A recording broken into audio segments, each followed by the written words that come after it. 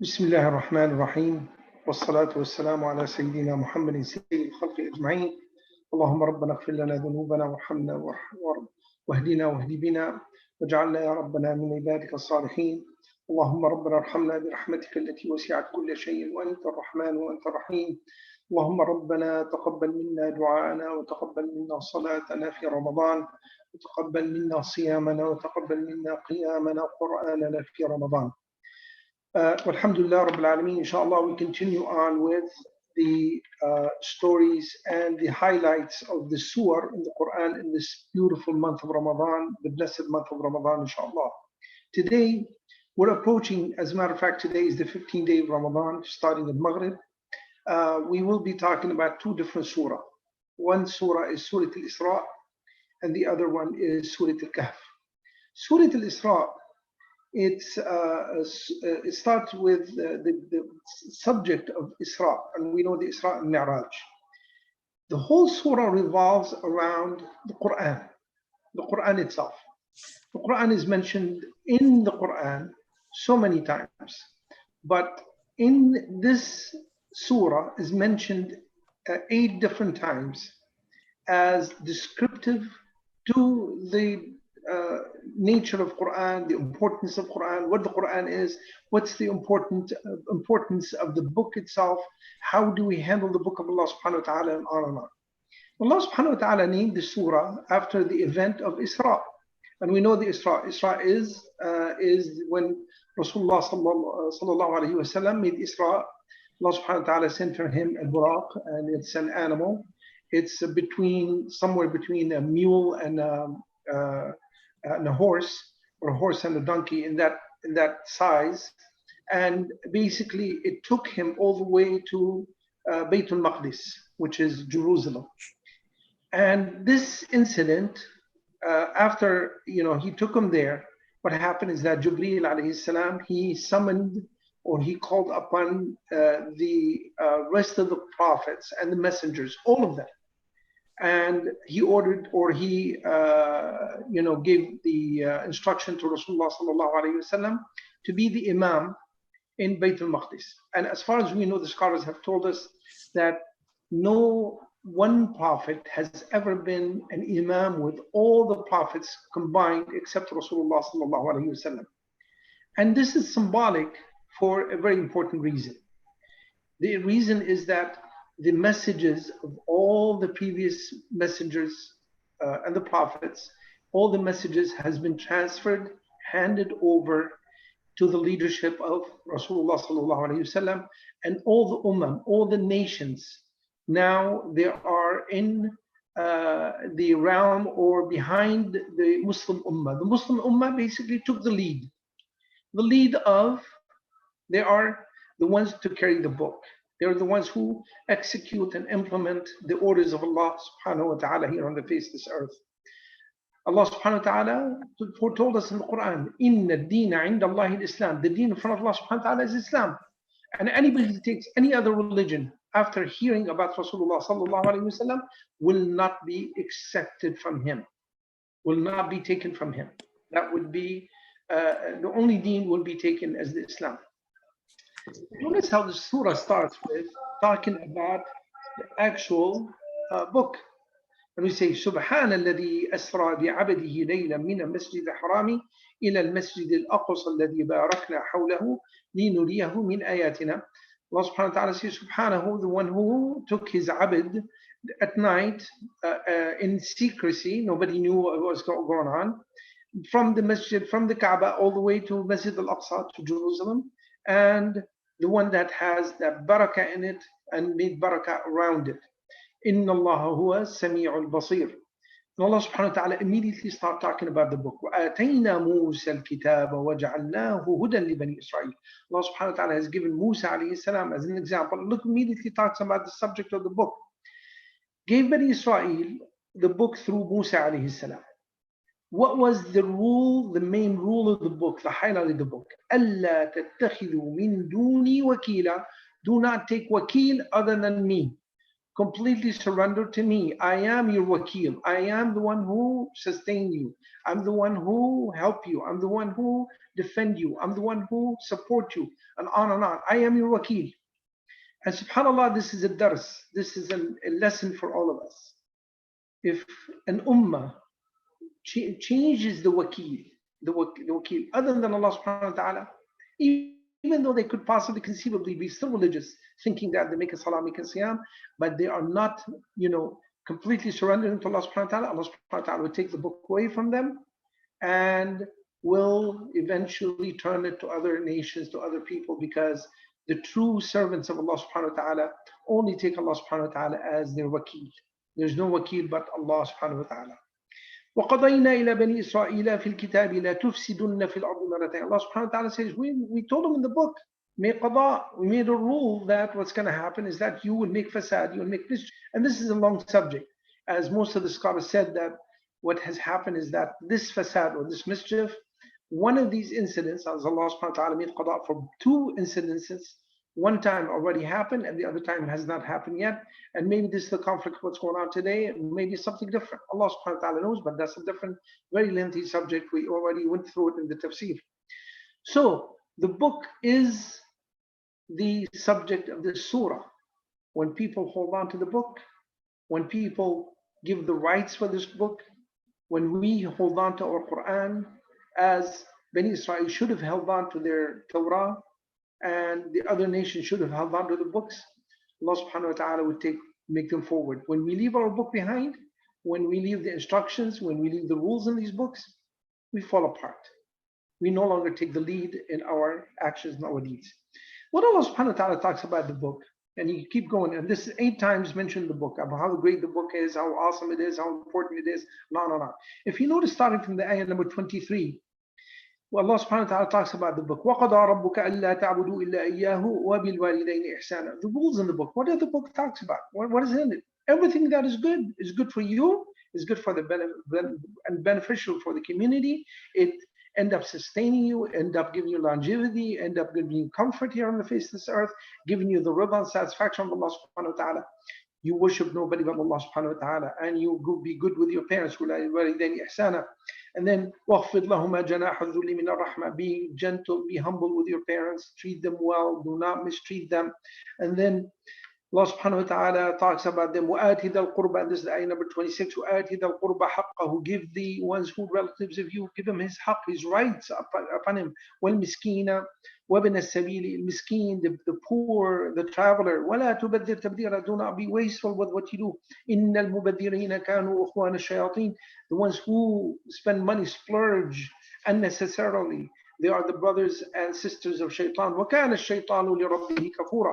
The shaitan was a denouncer. He never truly believed in Allah subhanahu wa ta'ala. And then Allah subhanahu wa ta'ala gives more instructions. وَلَا تَجْعَلْ يَدَكَ مَغْلُولَةً إِلَىٰ عُنُقِكَ وَلَا تَبْسُطْهَا كُلَّ الْبَسْطِ فَتَقْعُدَ مَلُومًا مَحْسُورًا. When do not take your hand tied up to your chest as ye miserly and cheat. Do not spread it all the way. You splurge and waste everything you have. It's got to be somewhere right in between, and you will be blamed by others. You can lose all your money. And then Allah subhanahu wa ta'ala says, لا تقتلوا النفس لا تقتلوا أولادكم خشية أملاق. Do not kill your children because of fear of poverty. And then نحن نرزقهم وإياكم. We give them rizq and you. Allah subhanahu wa ta'ala is the one who gives rizq. Do not kill your children because of fear of poverty and the lack of resources.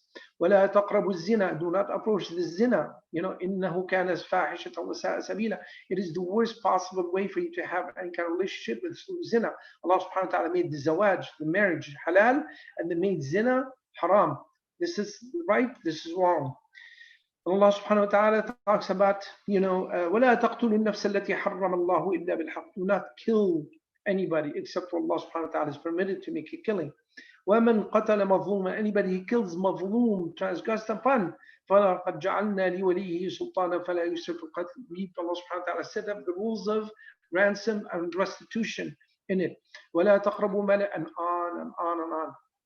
If you want to be asked about the Quran, the importance of the Quran, talk about Surah Al-Isra. How Allah subhanahu wa ta'ala hands the Quran and the book of Allah subhanahu wa ta'ala to his true servants. They held on to it. Allah subhanahu wa ta'ala give them the power, give them the control over the earth. When we leave the Quran, we leave our deen, we forfeit all our rights on the face of this earth. This beautiful book of Allah subhanahu wa ta'ala. A lot to talk about, but it's a short time. We want to go through the next surah, inshallah, Surah Al-Kahf.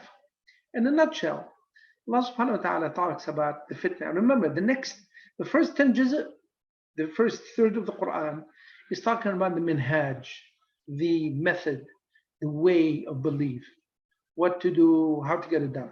The next 10, which is, we are in the next 10, we're in the middle actually of the Quran. In the next 10 juz' is what is the highlights of holding on to this book, to the deen of Allah subhanahu wa ta'ala, how to manage sustaining it in our hearts, how to watch out for the trials and the fitna that we could possibly be exposed to. And some of these surah is the importance of this actual book and what is in it, and on like that. Surah Al-Kahf, the scholars talked about it. It has 4 different stories within it. These 4 stories talks about 4 different ibtila, 4 different fitna, 4 different tests from Allah subhanahu wa ta'ala in 4 different times, 4 different events. And they are the most important 4 tests that you would possibly go through. The test number 1 is the test of deen, Islam, the faith belonging to Allah subhanahu wa ta'ala. This test of deen, and it is the most important, the most difficult, as what do we do, how to get it done. Allah subhanahu wa ta'ala did not give us the instructions as much as he told us a story about people, young men, 4, 7 or 8 or 9, Allahu alam how many of them. They were young people living in an area, not important, not told, we're not 100% told where that area is. There are people, they were kuffar, they were worshippers of other than Allah subhanahu wa ta'ala. But these 7, 8, 9, 10, they walked away from their ceremony, from their celebration of other, worship of other than Allah subhanahu wa ta'ala.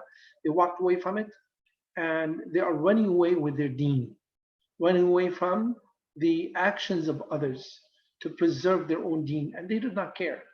They walked away with nothing but their deen. And they had a dog with them. Allah subhanahu wa ta'ala had them land in a cave, and they stayed in the cave 300 or 309 years. Allah subhanahu wa ta'ala, with the amount of time they were there, until Allah subhanahu wa ta'ala resurrected them, and they were sleeping for 300 or 309 years. They were sleeping in there. And Allah subhanahu wa ta'ala had them turn left and right, on top and bottom, left and right, and they were sleeping inside of a cave. After this period of time, they got up, they looked at each other, and they decided to send one of them to the city where they come from. And once they got to that city, and he brought a piece of silver, a piece of coin that was no longer in being used, their ways was discovered, and people realized who they were, and they went to them in their cave. And at that time, 300 years later, 310 years later, what happened is that the people in the city, they're no longer kuffar, they're no longer atheists. They are divided between believing in Allah subhanahu wa ta'ala and being kafir also as well, in the middle. So Allah subhanahu wa ta'ala brought these 9 or 7 or 8 or 9 people, whatever the amount is, he brought them back to show his will, to show his ability, to show his creation, to show his miracles to his people. And sure enough, after these people in the village, when they found out who these people are and how they slept inside the cave for 300 years or so, they believed, and Allah subhanahu wa ta'ala gave them the ajr and thawab and the reward. The story of fitna, brothers, the fitna is that you're going to be put in trial. People are going to be believing different things around you. People are going to be overpowering you. You're going to be a minority. You're going to be few, 7, 8, 9, 10 people, few. versus thousands on the other side.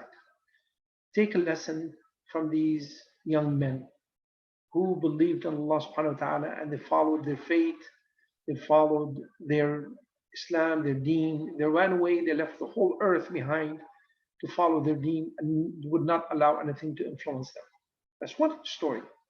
The other story is the story of the fitna of money. Money, what does money do to people? Money is corruptive. It corrupts people, corrupts their nature, corrupts their standards. SubhanAllah. Talks about two people. One of them is not very well, he's not doing that well financially. And the other one, Allah subhanahu wa ta'ala, gave him not one Jannah, one beautiful garden, gave him two. And this garden is so beautiful, so luscious. It has rivers running through it. It has so much greenery. It has so much, fruit and beautiful things in it. And the poor one looking at him with humbleness, and the other one looking at his own wealth with arrogance. He says, it's me. I'm the one who built it. I'm the one who did it. I'm the one who achieved it. The poor one walks up and he tells him, says, say Alhamdulillah, it's from Allah subhanahu wa ta'ala has given you this. And the rich one would say, there's no way for this to be burned and go away. But subhanAllah, next day, it took one day, it took a moment where these two gardens, these two beautiful Jannah, they burned and they ended up with nothing in them. Khawiyatun ala urushiha, with nothing in it. And the rich person ended up slapping his hand left and right, and he's saying, I wish I did not spend this kind of money in it. I wish I believed in Allah subhanahu wa ta'ala and I was thankful to him because what he has given me. The fitna of money, brothers. The lesson of it is that do not be like this man who noticed or realized the money that it's with him is only from Allah subhanahu wa ta'ala, and to sustain it he has to be thankful. He has to show gratitude to Allah subhanahu wa ta'ala. The third story is the fitna of ilm and knowledge. The story, this is a beautiful story. Story of Musa alayhi salam. Musa alayhi salam, the eloquent. He made dua to Allah subhanahu wa ta'ala. قال ربي اشرح لي صدري ويسر لي أمري واحلل عقدة من لساني يفقهوا قولي. Ya Allah, make me eloquent with my speech, untie a knot in my tongue. I'll be able to speak. People will hear me. He stood there in front of Fir'aun speaking wholeheartedly, steadfast, with strength. His words were eloquent. He was, after many years when he was in the desert, he was making khutbah in front of these people. And people were so impressed with him, with his talk. And they asked him, one of them looked at him and he says, who's more knowledgeable than you, Ya Musa? Musa alayhi salam looked around and he said, no one. I am the messenger of Allah subhanahu wa ta'ala. Allah subhanahu wa ta'ala gave me all this knowledge. I know more than anybody else. Allah subhanahu wa ta'ala chastised him and says, no, Ya Musa. No matter how much you think you know, there's somebody else who knows more than you. Do not be arrogant with your knowledge. Do not allow the knowledge to corrupt your true nature of a good servant of Allah subhanahu wa ta'ala. Musa alayhi salam retracted, he made dua, he made istighfar, he says, Ya Allah, who's this person who knows more than me? Allah subhanahu wa ta'ala told him to put a fish in a basket, you follow the end of the beach, you keep going, when that fish jumps out of the basket, you're going to find this guy. You're going to have to look for him. Knowledge is not going to come after you. You have to chase it. You have to go after it. And sure enough, Musa alayhi salam, he goes with his servant, and Yasha, they kept on going, and a beautiful, beautiful story. They kept on going. They got to a place, they forgot the fish, and Musa alayhi salam is saying, where's my food? And Yasha says, oh, I forgot the food. He looks out there and says, oh, the fish is gone. Musa alayhi salam said, that's what we're after. We want the spot. So he looks around, he found this man. His name is Al-Khadr. Al-Khadr. And Rasulullah sallallahu alayhi wa sallam named him in the hadith. He says, Al-Khadr, he named him like that. Al-Khadr from the green. And Allahu alam, what's the name of that green come from? Or the one who causes the green, So Musa alayhi salam walked up to him humbly. He says, I want to learn from what Allah subhanahu wa ta'ala has taught you. So Musa alayhi salam stood there humbly asking for knowledge. And Al-Khadr looked at him. He says, you will not be able to be patient with me. And Musa alayhi salam says, yes, I will be patient. You teach me and I will be patient. He says, well, if you're going to follow me, you're going to have patience. You're going to have to never ask me until I tell you about what's going on. So Musa alayhi salam followed al-Khadr, and the very first incident here, what has happened took place, is that they took off from one area to another area. They climbed in a ship, and the ship, once they climbed the ship, they were good people, humble people who owned the ship. So Musa alayhi salam, the minute they got to the other side where they need to go at, he took a piece of plank of wood and something he kind of literally caused some damage to the ship. Immediately Musa alayhi salam looks up, he says, what are you doing? These are good people. They just helped us. You know, we climbed on the ship and now you're destroying it? Al-Khadr looked at him, he says, didn't I tell you, never ask me, be patient? Musa alayhi salam retracted, says, okay. I mean, I apologize. I'm not going to do this. You know, that's it. I'm not going to ask. They walked a little bit more. They found in a sequence of events, they found a child that is ghulam, a young boy, within not even the age of puberty. They found him, you know, they're just running by him. Al-Khadr, he grabbed him, he took him aside and literally killed him. Musa alayhi salam lost his temper again. It's like, what are you doing? You know, you're basically killing an innocent boy. How would you kill somebody? Al-Khadr looked at him and said, didn't I tell you not to ask me anything? Musa alayhi salam says, well, I'm not going to ever ask you ever again. And if I do ask you, that would be it. Do not let me follow you anymore. Sure enough, a third time is that they arrived to a small city and they wanted the occupants of this little metropolis, little city, for them to give them food. And these people refused. They were mean and nasty and miserly. They did not give them food. So Al-Khadr was walking by and he saw a wall was just about ready to collapse. So Musa alayhi salam stood there looking at this wall. Al-Khadr immediately, you know, rolled up his sleeves and he built the wall back up again for it not to fall. Musa alayhi salam jumped up again and he says, wait a minute. These people who asked them for some food, they would not even give us not even a morsel of food, and now you're doing something good for them. At least you could have asked them for a payback. Al-Khadr looked at him. He says, that is firaqu bayni wa baynik. That is the end of between you and I. You know, you're not going to be able to follow me anymore. And this is ta'wilu, this is the ta'wil, this is the interpretation of what you have seen. The interpretation of the ship was the ship belonged to good people, and there is a bad king out there who sees good, beautiful ships, and he will confiscate these ships. So I wanted to cause a little bit of damage to it, not big damage, but enough damage to look bad for the king not to want it. So basically, he saved the ship by doing this little bit of action. And that boy belonged to a really good, pious parents. And Allah subhanahu wa ta'ala knows that this child is going to grow to be a bad kid, bad, evil. He's going to cause a lot of restless nights, a lot of problems to his parents. So Allah subhanahu wa ta'ala had me, you know, take him, kill him, so he's not going to cause any issues for the parents later on down the road. And for this wall, because this wall belonged to two orphan boys, and their parents were good, pious people, they already died.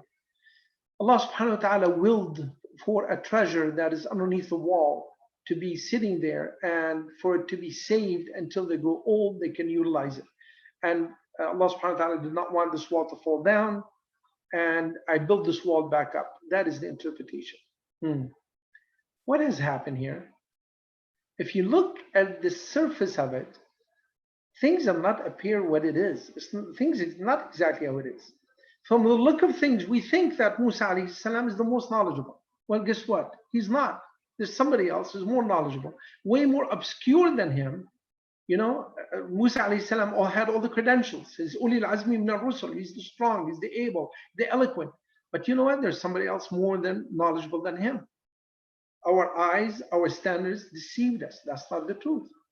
When Al-Khadr walked with him, you know, with Musa alayhi salam, when he was walking with him, the eyes of Musa saw something bad is happening when the ship being penetrated, being destroyed.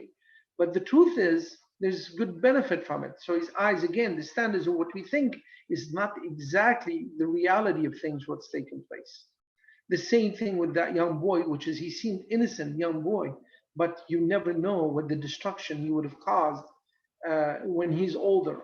You know, with the will of Allah subhanahu wa ta'ala, he was removed from existence before he causes the mischief and the issues, as well as these two orphan boys, which is in the look of things, it looks like the Khadr was doing a favor for the city, the people in the city. But the truth is, he is doing a favor. He's doing something good for the two orphan boys. Brothers, it's not everything you see in front of you is reality, something good. It's not everything that you judge it with the knowledge that you have. The knowledge of Allah subhanahu wa ta'ala is beyond your knowledge, beyond any knowledge could possibly gain, you could possibly have. Things that look so bad in front of you today, it could conceivably something amazingly great in the future. And you could have something amazingly, it looks so good to you today, that ends up being a disaster for you in the future. You never know. Only Allah subhanahu wa ta'ala knows. Rely on the knowledge of Allah subhanahu wa ta'ala, submit to Allah subhanahu wa ta'ala with everything that goes with your affairs, and know Allah subhanahu wa ta'ala wants nothing but the best for you, and your knowledge can never understand it, never can take it. The last story, of course, in a nutshell, about the power, the test of power. SubhanAllah, I think in my humble opinion, this is the most dangerous.